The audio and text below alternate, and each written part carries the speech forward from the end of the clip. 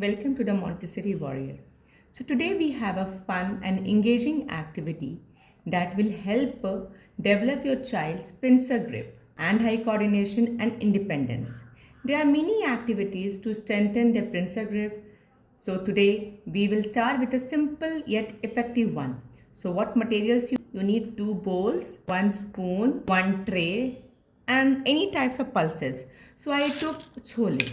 So how to begin? Set up the activity by placing the filled bowl of chana dal or chole, whatever you have at your home, on the left side and the empty bowl on the right side. So now, to demonstrate your child how to hold the pencil using three fingers: thumb, index and middle finger. So like this. Spoon. Encourage your child to scoop the pulses from the first bowl and transfer them to the second bowl. If any pulses spill, ask your child to pick them up with the three fingers, reinforcing fine motor skills. So how we will do this? So once all the pulses have been transferred, guide your child to return them back to the original bowl. This marks the completion of the activity.